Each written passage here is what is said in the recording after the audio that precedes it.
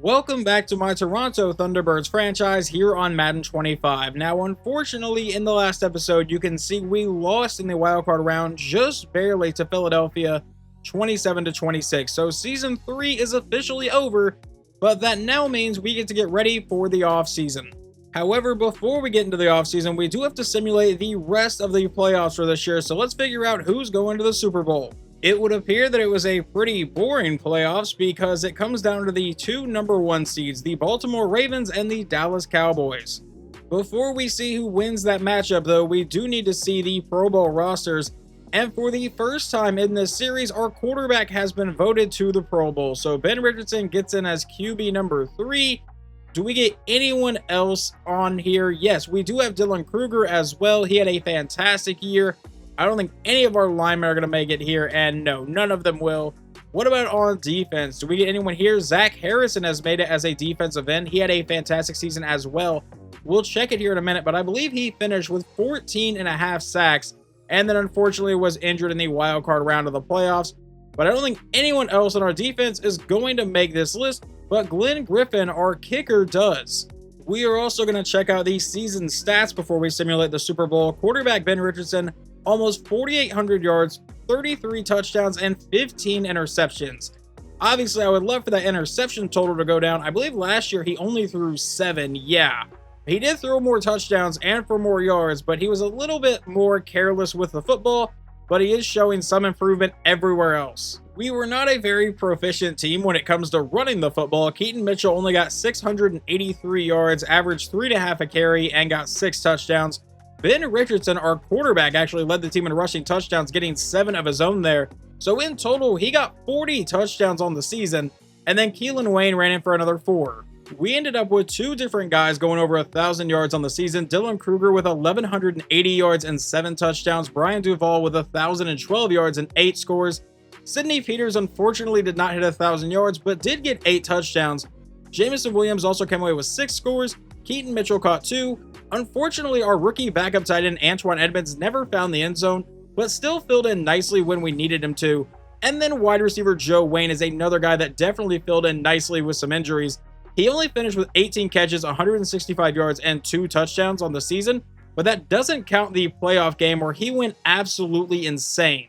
I would be willing to bet it does not shock anyone that Tracy Wilcox leads our team in tackles again. He led it with 124 in total. What about tackles for loss? That goes to Zach Harrison. And sacks also goes to Zach Harrison, getting 14.5, only in his second year in the league. I am really, really excited about his development. Zach Sealer also came away with 9, and he was really not highly rated. So we may have to look at bringing him back, but we still have Tony George, who also played pretty well, getting 4.5 sacks. And then for interceptions, Dax Hill got 3, and then Tracy Wilcox, Corey Bailey, Braxton Cunningham, Lyle Blue, and Emmett Ward all came away with 1. We will end up comparing this to the rest of the league, but kicker Glenn Griffin goes 29 of 33 on field goals for 87%, only missed 1 extra point, and I think the only field goals he missed were incredibly long. It says, yeah, field goals attempted from 50 yards or more, he went 6 of 10, and I think a couple of those, at least off the top of my head, were like 60-yard tries. And I always like to look at the amount of punts that we had on the season. I don't remember how many we've had the last few years. I don't think we led the league in punt attempts last season, but it's always kind of a way I track how good our offense has gotten over the course of the entire series, so we'll compare this to the rest of the league. I'm going to say we didn't do too bad because most punts goes to the Giants punter Jordan Stout and the Raiders punter AJ Cole. We are obviously pretty far down here on that list. Then over for the rest of the kicking stats, Glenn Griffin did lead the league in most made field goals, but not in the most attempted. He only had second on that. Austin Seibert for the Jets, former Oklahoma Sooner, attempted 34, but only made 73%. And who was the most accurate kicker this year? It looks like Toby Stern for the Titans, 95%. Granted, you had these guys who all had 100%, but it's only 2 attempts, 4 attempts, 4 attempts, 6 attempts. Not really that impressive. The most passing yards on the season goes to Dak Prescott, who came in with 4,837. Ben Richardson got 4,790 for second place.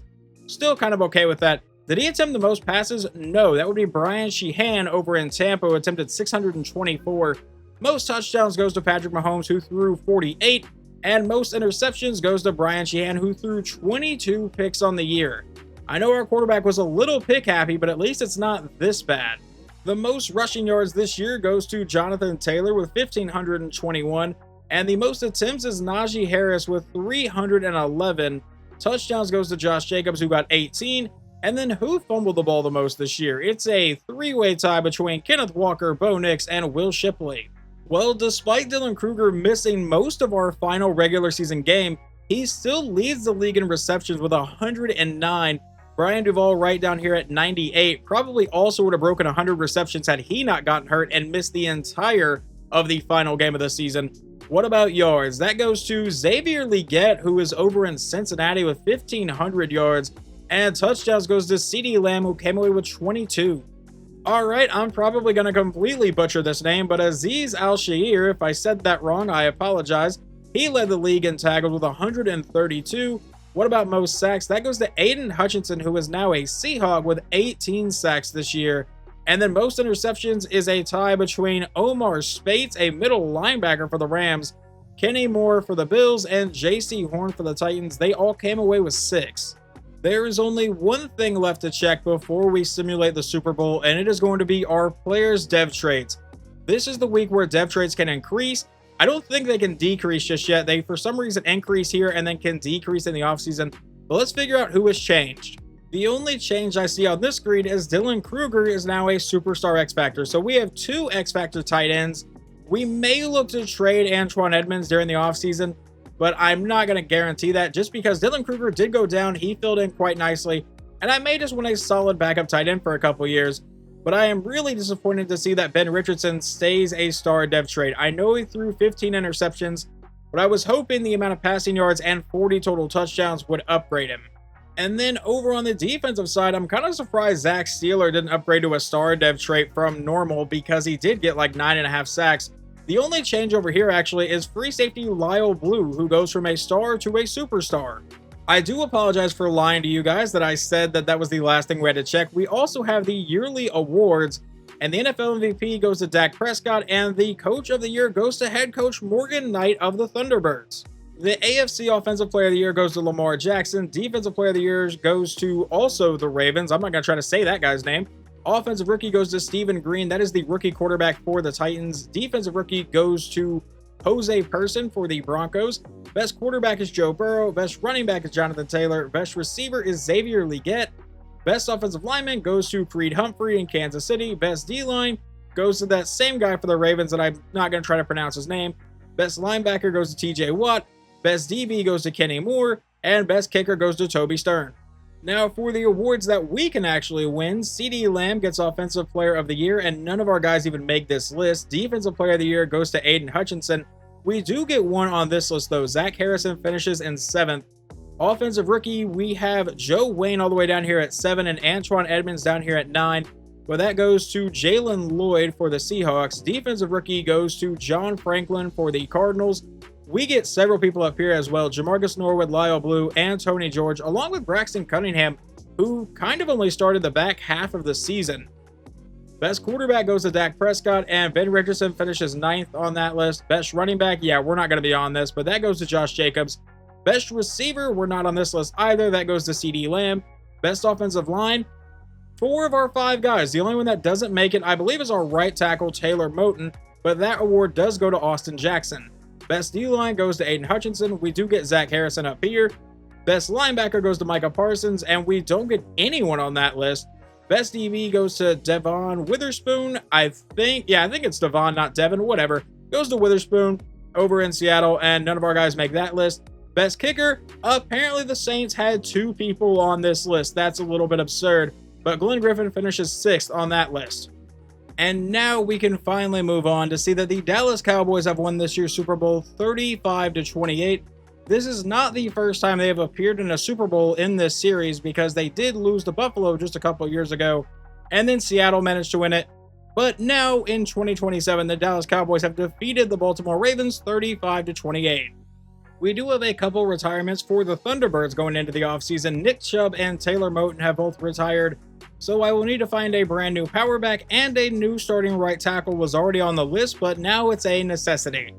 Some of the other guys that have retired are now going to be Joe Mixon, Tyreek Hill, Kevin Byard, DeForest Buckner, Deion Dawkins. Already knew about these two: Kyle Juszczyk, Isaac Samalu, Taylor Decker, Joel Bitonio, DJ Reader. We got Joe Tooney also retiring, Ronnie Stanley, Cortland Sutton, and Trent Brown. Those are all guys that retired with teams. Guys that were just free agents the entire year: Alex Anzalone, Cooper Kupp. We got Jacoby Brissett, DJ Jones. Obviously, some decent names in here: Amari Cooper, Tyler Conklin, Tyler Higbee, Kirk Cousins has retired. Obviously, no one's super highly rated, but some guys you are definitely going to recognize. With everyone that needs to re-sign right now, we are actually not going to be bringing back any of these guys. So just going over everyone that's contract is expiring. Obviously, I'll need to bring in some free agents, and we still have the draft as well. But we do have one thing to do in this area, and that is going to be accepting the fifth-year option on our starting quarterback, Ben Richardson, and we are definitely going to be doing that. The next step is free agency. Now, obviously, we are looking to sign some key players here, because if we can get some real superstars added to this team, we could be just completely deadly next season. And Jalen Carter is definitely one that I would be interested in, because if we move him back inside to defensive tackle, that could be a really, really disgusting defensive line for us. But we could also use a guy like Quinyon Mitchell. Doesn't have much interest in coming here, but is a 91 overall superstar depth trait. And honestly, I guess I'm just looking at some Philadelphia Eagles to sign, but there's still Terrion Arnold down here as well. I really think this is a great free agency class, and we might be able to add a lot of help. Alright, before I show you guys any of these contracts, just know I started this with $184 million. We still have $102 million in cap space, so obviously we have a lot of room left. But I have offered contracts to Jalen Carter, Quinyon Mitchell, and I am severely overpaying Quinyon Mitchell. I upped the money so much to be competitive here, and I really hope he signs with us. Also offering a contract to Jeremy Chinn, Patrick McCarry, and Najee Harris. So let's see if any of them are going to join the Toronto Thunderbirds. We do actually land Jalen Carter and Patrick McCarry. Like I said, I will probably end up moving Jalen Carter back inside the defensive tackle, because I think that's where he's going to be best for us. Let's actually go in right now and go ahead and edit Jalen Carter just to move him back to defensive tackle. We know he's like a 92 overall defensive end, but if we move him back inside, let's see what he goes to here. If it goes right back to that screen, and it will, a 93 overall. So yeah, he should be pretty good for us. For the next evaluation period, I have offered a contract to Spencer Rattler to come be our backup quarterback. Najee Harris is still here. Trying to sign Trevor Penning just because he's the best right tackle available that's actually interested in us. And if I don't find anyone in the draft, we're gonna need someone to play there. Jeremy Chinn is still here. And then obviously we are still going for defensive back Quinyon Mitchell. And hopefully he's going to sign. Everybody is gone. We get Jalen Carter, Jeremy Chinn, Trevor Penning, Patrick McCarry, Najee Harris, and Spencer Rattler. But you will notice that there is no Quinyon Mitchell. I was really hoping to make him like our #1 corner. And I'm pretty sure by doing that, I have missed out on the other top corners available. Yeah, there is Jair Alexander, who is still an 89 overall, but 89 speed, not exactly great. And then Max Melton has 93 speed and 81 overall, but the rest of our corners are pretty solid there. I really wanted Quinyon to be like our superstar corner, but obviously not going to happen.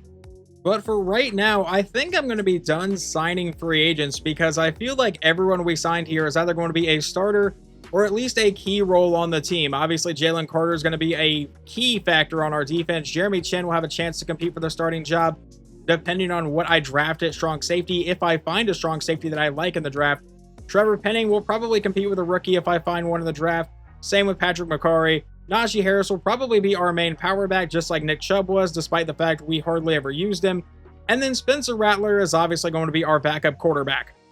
Now, I will obviously sign some people following the draft, but I think we're about ready to just move on in the offseason to get ready for the NFL draft. Just out of curiosity, I do always like to see what the final mock draft has us picking, and I always like to see where the first quarterback goes off the board, just because I don't know, I always found it interesting. As of right now, it is mocked to be number 6 to the Minnesota Vikings with Zion Burnett. JJ McCarthy was in free agency, so they do have an opening at quarterback. We will obviously not pick for a while since we ended up making the playoffs. We will pick all the way down here at 22, where we are expected to take middle linebacker Javier Peoples. I don't really see that happening. I mean, I guess it could, but I really feel like we're probably going to lean offensive line heavy in this draft. But of course, now that I've said that, I will probably end up only drafting 1 or 2 offensive linemen because that's just how it ends up going anytime I say we're going to go this position heavy in the draft. Just a quick reminder to what the top of our roster actually looks like, and I do like to see that all of our top players are really young. I believe Jalen Carter or Rasheed Walker might be the oldest ones here at 27, and then down here at 28 years old. But I do want to remind you guys what draft picks we have. We have our own 1st and 2nd round pick. We have the Indianapolis Colts 3rd round pick, our own 4, our own 5, the Colts 6th round pick as well, our own 6th round pick, the Texans 7, and then our own 7. Obviously, there will probably be a lot of trading going on here, possibly. I mean, I do love to trade down in the draft, it seems, but we'll see exactly how well the draft goes. Well, here you can see how the 1st round has gone so far, and Javier Peoples actually goes at 19 to the Jets, so we don't even have a chance to take him. The mock draft this year seems to sometimes at least mix it up.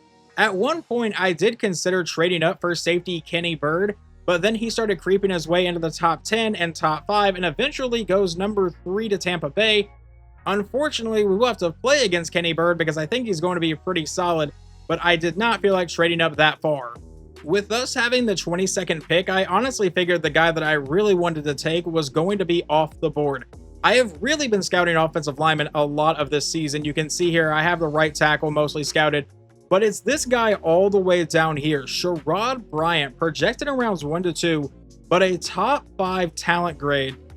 And honestly, it has burned me in the past that this ends up being like a normal dev trait, but with his A awareness, A impact block, B run block, good strength, I'm going to be willing to take the risk. So Sherrod Bryant, welcome to Toronto, and please be a hidden dev trait.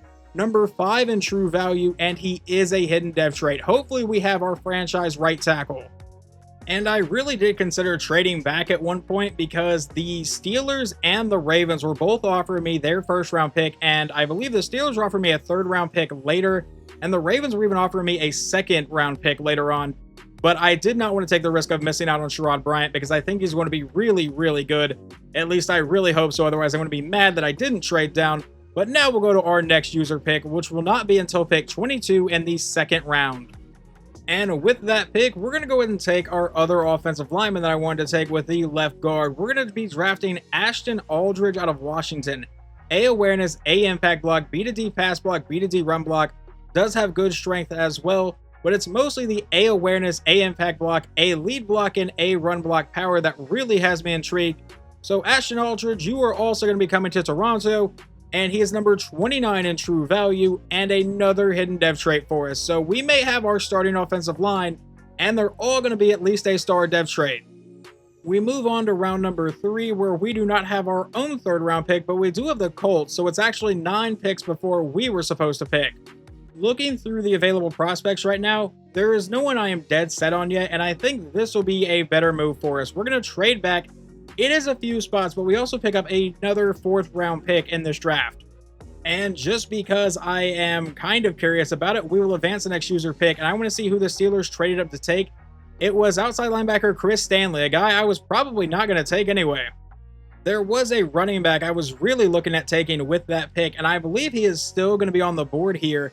And that is Will Pearson out of Purdue. He is 23 years old, and I am well aware I have already signed Najee Harris to be our power back, but this guy is a much younger option, 23 years old, and he has B ball carrier vision, A break tackle, B carrying, A trucking, and then he also has good speed. Ran a 4.44 at the combine and a 4.39 at his pro day. Will Pearson, you're coming to Toronto as well, and he will be number 35 in true value, so we have done really well in the first 3 rounds here. And another hidden dev trait. He is a power back with 92 speed. That should be terrifying to everyone else in the league. So with the trade with Pittsburgh, we now have 2 4th round picks. This is going to be our pick at pick number 22. I'm going to use it on defensive end Mason Schmidt out of Oregon State. F block shed, but does have B power move, C tackle, C awareness, and then where is his hit power? Because I thought it showed that. Yeah, it's a B. So I feel like he has all of the tools that we could develop, and that's really what you're looking for here in round number 4. So Mason Schmidt, as much as I keep wanting to call you Mason, welcome to Toronto, 148 in true value, so not a great pick for us, and a normal dev trait. So we'll try to develop him, but I don't know how well that's going to go. Now, just a handful of picks later at pick number 29, I am looking at wide receiver, and if you sort by catching, There are a few guys here with B. Troy Pearson was projected to go in rounds 2 to 3, but he's fallen all the way to the end of round 4.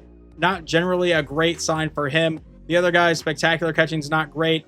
And then when you sort by spectacular catching, there is one guy, David Sapp, that has an A. Catch in traffic, he is a B. He also has B short route running, F medium, C to F deep. I imagine that's probably F, along with F release. So obviously a project guy, just like wide receiver Joe Wayne was. And Joe Wayne ended up being pretty solid for us. We're going to need another receiver on the roster. So we're going to use our 4th round pick here on wide receiver David Sapp out of Alabama. And he will be number 85 in true value. So seems to be decent there. And then a hidden dev trait as well with 91 speed. Yeah, I'm fine with that. Before I make my pick here in round number 5, I do want to show you guys that I know I said I was going to spend a lot on offensive line. I did spend the first 2 picks on offensive line, but now here late in the draft, all of these guys are potential undrafted free agents. Some of them do have day 3 talent grades, so I could still take a couple more of them, but not right now. I do, however, want to spend one of these picks on a defensive lineman, and looking at right end, power move between these two are both a C. Finesse move is C to F. We know he's a D. Block shedding is both a C, but tackle is a C to Mike Means. We do not know his hit power. It's between C and F. This guy's hit power is a bit better. His pursuit's most likely a bit better. And then his injury is definitely better than Mike Means here. So I think this guy is probably going to be the pick because I feel like he might be able to develop a little bit better. Does have elite strength, which you love to see. So Raheem Rudd, welcome to Toronto. And he's going to be 85, no, 250 in true value. That took a second to update. All right, not a great pick by me. And a normal dev trait, but he does have elite strength. I at least made a pick based off that, I guess. Now, moving on to round number 6, where we have a couple draft picks here. We're going to take right guard Bobby Caldwell. I talked about in the last round how some of these guys I wasn't willing to take in the 5th round. Well, here in this round, I'm perfectly fine doing it. He has B awareness, A impact block, B pass block, C run block finesse, and C stamina. I am perfectly fine taking this in round number 6. I don't care if he's projected to go undrafted. He is going to be number 201 in true value, so he's not going to be very good off the bat. And a normal dev trait. But, you know, I'm fine with that, especially because he's mostly just a depth signing. Or a depth draft pick. You guys know what I mean. Just a few picks later, we're going to take another offensive lineman. This time it's going to be Jamario Young out of UCF. B awareness, B impact block, C pass block, great strength. Welcome to Toronto. I keep saying that every draft pick. He is number 188 in true value. We took him at 182. And he is a normal dev trait. Not much of a shock. And because we are now in round number 7, we're going to take a quarterback here in Brandon Elliott. He will be competing for the backup job between Spencer Rattler, himself, and then a guy that was on our practice squad near the end of the last year, Michael Burrell. So, Brandon Elliott, you are now a member of the Thunderbirds, and he is 242 in true value and a normal dev trait. Does have 91 throw power and 87 speed, though. I mostly drafted him because he was a scrambler, and I just kind of want to see what he could do. We also own the very next pick at pick number 22. Pick number 21 was actually Houston's 7th round pick. And I do want to show you guys there were other quarterbacks I considered taking, because if we scroll all the way over here, we have 3 guys with elite throw power. So I'm going to write these guys' name down. And if I don't find anyone else here in the 7th round to take, one, I have no problem taking 2 quarterbacks back to back in the 7th round. But I can also sign one of these guys hopefully as an undrafted free agent. But instead of taking one of those quarterbacks, we're going to take middle linebacker LaMarcus Griggs out of Utah. B pursuit, C tackle, does have F zone, but has good speed, good acceleration, C to F awareness, but does have C play rec. C tackle, B pursuit, A hit power. Griggs, we are drafting you. Hopefully you're a decent project. Number 156 in true value and a normal dev trait. Before this draft ends, I have sent an offer to the Dallas Cowboys. We are sending them our 6th round pick next year in exchange for their 7th round pick this year. Obviously not a very high profile pick here, but there is one more guy that I want to draft that I found just looking through the board here at the end. We're going to go over to corner, and then we're going to sort this by man coverage. And I found Josh Ricard, a 6'3", 206-pound DB out of Louisville. C catching, C man coverage, D press, and F zone. But he does have good speed. Ran a 4.47 and a 4.48. And I think we're just going to go ahead and take him as one of our depth guys in the secondary. And Ricard will be number 154 in true value and a hidden dev trade actually with 92 speed. All right, I am perfectly fine with that trade then. All in all, I would say this was a pretty solid draft for us. We get a 77 overall right tackle. I told you guys Sherrod Bryant looked to be pretty good. A 74 overall left guard, a 74 overall running back. Did take a 68 overall defensive end, which is unfortunate. A 71 overall receiver, then a 65 overall defensive end, a 66 overall guard, a 66 overall left tackle, a 65 overall quarterback, which honestly is not bad in the 7th round, a 67 overall middle linebacker, and a 67 overall corner. With the number 1 pick, the Las Vegas Raiders took a 72 overall outside linebacker. The Lions got a 74 overall right tackle with the number 2 pick. And then Kenny Bird, the guy that at one point I considered trading up to take, is a 75 overall strong safety. The best player in the draft, there are actually 2 of them, an 80 overall wide receiver in Jamal Sutton, who went at pick number 8, and then Javier Peoples, who was mocked to us but went a little bit earlier, an 80 overall that has gone to the New York Jets. Let's go around and see how the rest of our division drafted. The Falcons got a 75 overall left tackle with the number 5 pick. They also got a 73 overall receiver in Sergio Mann, who has 95 speed, but that wasn't all. They also got JT Campbell, a 72 overall receiver with 90 speed, and then in round number 7, they got Joe Ridley, a 69 overall with 91 speed. So they got 3 new receivers, and all of them are at least decent for rookies. Moving on to the New Orleans Saints, who got a 74 overall outside linebacker and Dylan Whitmore with the 12th overall pick. But they also got a pretty solid receiver themselves, a 76 overall with 96 speed and Lorenzo Watford. But to be completely honest, I think Tampa Bay probably ended up with the best draft class out of those 3. They got Kenny Bird, the 75 overall safety with the 3rd overall pick. They got a 72 overall running back in round number 2. A 77 overall outside linebacker in the 3rd round is insane. They also did take a quarterback in round number 4, but he doesn't seem to be much of a problem.